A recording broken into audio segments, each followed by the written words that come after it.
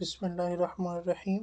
یہ ایک بک ہے، الادب العربی عبر العصور، الشعراء والادباء، الخصائص والمیزات، کہ ادب عربی کو آپ نے دیکھنا ہے بین العصور، کہ کیسے کیسے وہ زبانوں میں گزرا، کن کن زبانوں سے گزرا، اور اس میں شعراء جو بڑے بڑے تھے، بڑے بڑے ادباء، اور اس ادب کے خصائص اور میزات۔ یہ میزت ان کی جمع ہوتی ہے۔ میزات کا مطلب کیا ہے؟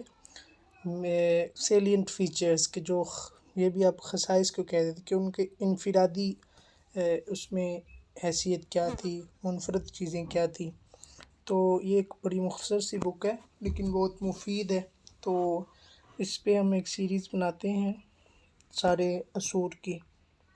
تو یہ کتاب جو ہے ہم لفظ بلفظ تو نہیں پڑھ سکتے، لیکن ایک خلاصتاً ادب عربی کس چیز کا نام ہے؟ ادب عربی ہر وہ چیز جو لکھی گئی عربی زبان میں، چاہے وہ نثر کی صورت میں ہو، شعر کی صورت میں ہو، کسی بھی مسجع کلام کی صورت میں ہو، تو وہ ادب عربی سارا ہے۔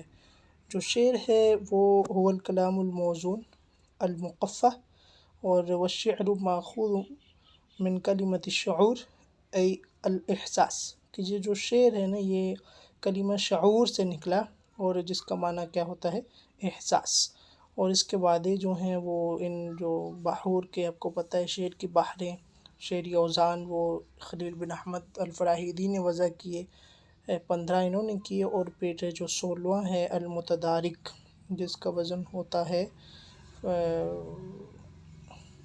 یہ امام اخفش العسد نے وضع کیا تھا، اس کا وزن ہوتا ہے میرے خیال سے فاعل فاعل فاعل فاعل۔ جی ہاں۔ اور اس کے بعد نثر ہے۔ نثر وہ کلام ہوتا ہے کہ جو منثور ہوتا ہے بکھیرنے سے، جیسے نشر کرنا، پھیلانا، اور نثر نظم ہوتا ہے ایسے چن چن کے رکھنا، اور نثر پھیلا دینا۔ جیسے عربی میں ایک ضرب المثل ہے نا کہ لا تنثر الدرر امام الخنزیر، کہ خنزیر کے سامنے درر، قیمتی موتی مت پھینکو۔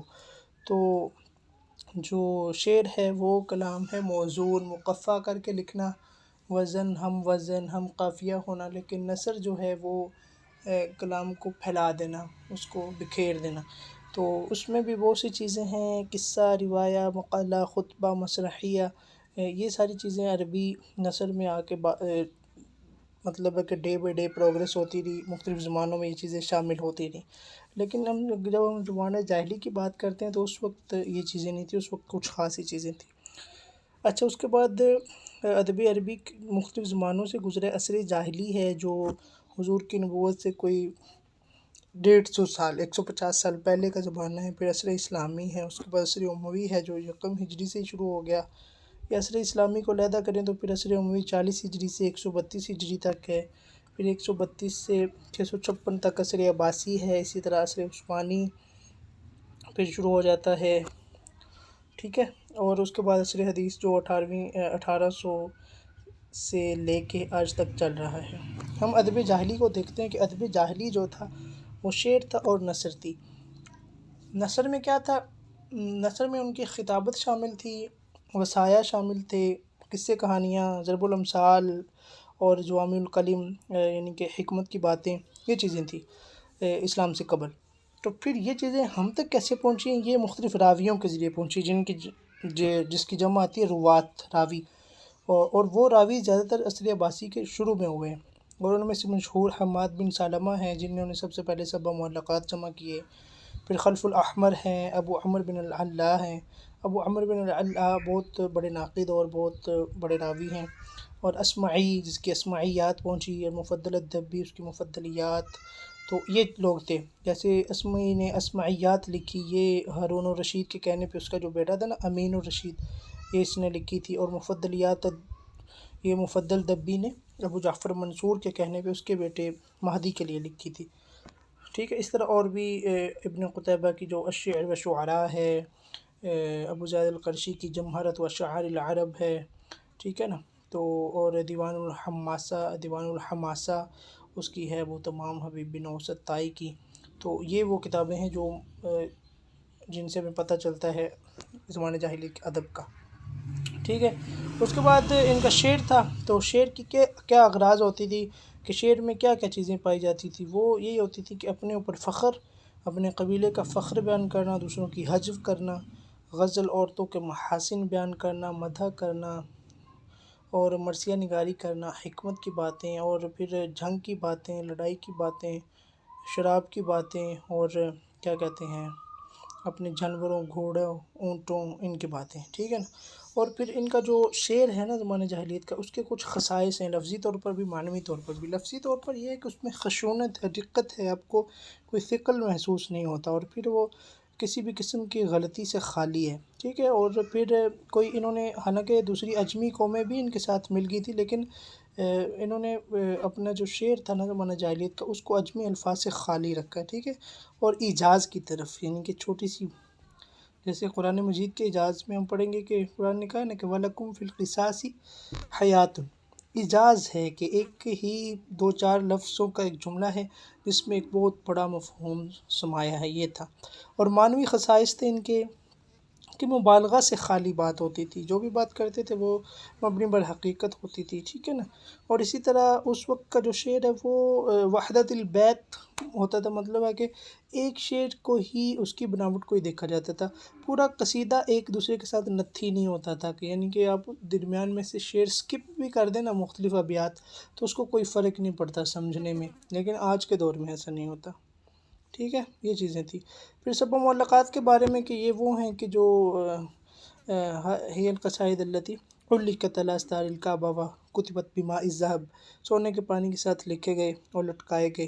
اور اس بارے میں اختلاف ہے کہ کیا ان کو واقعی لکھ کے لٹکایا گیا تھا خانہ کعبہ کی دیوار پہ.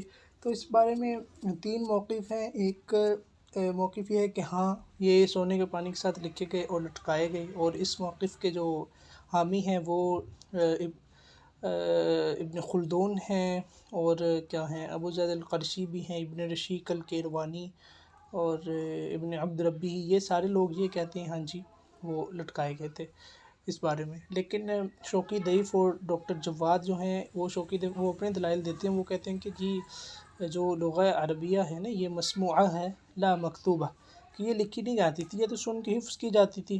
یہ تو معلقات کی تدوین ہی عصر عباسی میں جا کے ہو رہی ہے، تو یہ کہاں لکھے گئے اور کیسے لٹکائے گئے. اور اسی طرح ڈاکٹر جواد نے اپنی دلائل دیے ہیں کہ جب مکہ فتح ہوا تو خانہ کعبہ کے بت نکلوائے گئے، ان کو آگ لگائی گئی، جتنی چیزیں جلائی گئیں، تو وہاں پہ کسی صحابی تابعی کسی نے کبھی کوئی ان معلقات کو ذکر تو نہیں کیا، کبھی ہمیں تاریخ میں نہیں ملتا.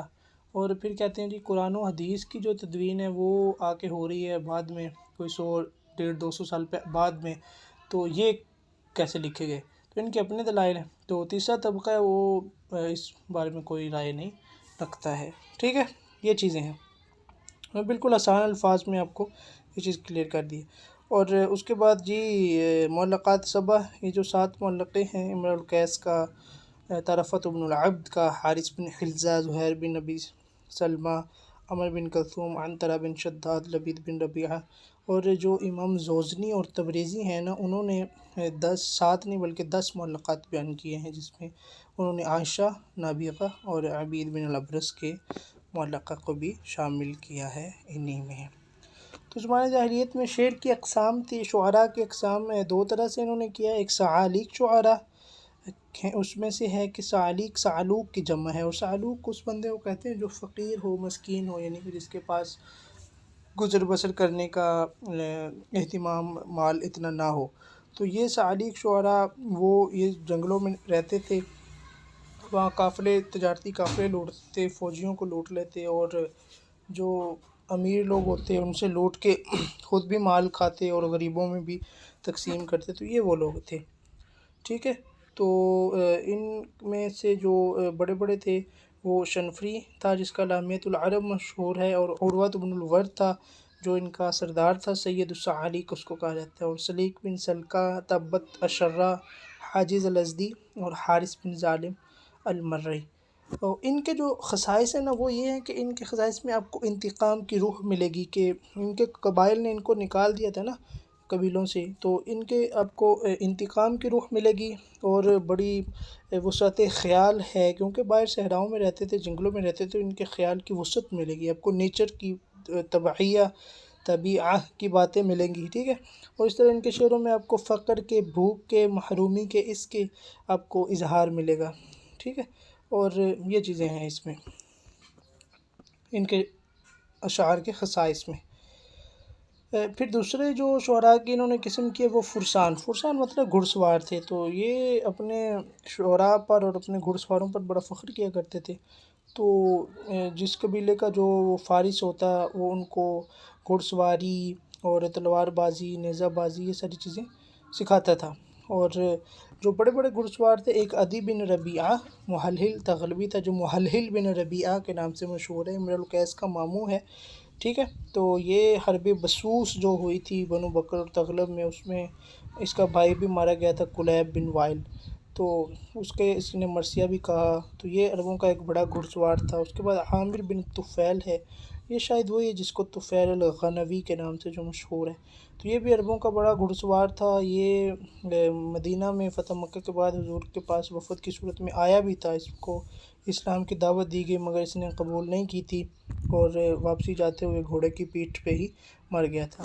اس کے بعد انطرا صاحب ہیں جی، انطرا بن شداد العبسی، یہ اصحاب معلقات میں شامل ہے۔ یہ تھا، یہ اس کی ماں کا نام زبیبہ ہے، اور سیاہ تھا، اس کی ماں حبشن تھی، اس کا بیٹا تھا، اور یہ گھڑ سواری میں حماسہ اس میں بڑا فخر میں نام رکھتا ہے، ٹھیک ہے نا۔ اور یہ بہت کالا تھا، اس لیے اس کی کنیت ہے ابو المغلس، غلس سے، ٹھیک ہے، یہ تھا۔ اور یہ حضور کی بعثت سے قبل ہی مر گیا تھا۔ اور اس کی محبوبہ جی انطرا تھی، اس نے اس کے بارے میں اشعار کہے، اس کی محبت میں ایک اس کا یہ شعر ہے: آتانی طیف عبلۃ فی المنام فقبلنی ثلاثا فی اللثام، کہ میرے پاس طیف کہتے ہیں پکچر کوئی عکس کو، کہ خواب میں میرے ابلہ آئی اور مجھے فقبلنی ثلاثا، پس مجھے بوسہ دیا 3 مرتبہ، فی اللثام اپنے نقاب میں، اپنے حجاب میں ہی، وودعنی فاودعنی لہیبا، پھر مجھے اس نے واپس لوٹا دیا، فاودعنی لہیبا، مجھے آگ کے سپرد کر دیا، شعلوں کے سپرد کر دیا، اسطرہ، میں ان شعلوں کو ٹھنڈا کرتا ہوں، ان پہ پردے ڈالتا ہوں، ویشعل فی عظامی، مگر وہ پھر بھی میرے اس میں ہڈیوں میں بھڑکتے ہیں۔ یہ ہمارا حصہ زمانہ جاہلیہ والا کمپلیٹ ہوا۔ انشاءاللہ اگلے مطلب ہے کہ لیکچر میں ہم ادب عربی فی صدر الاسلام اس کو کور کریں گے۔ یہ اس طرح 6-7 لیکچر ہوں گے پوری سیریز میں، تو یہ سارا ہمارا کور ہو جائے گا۔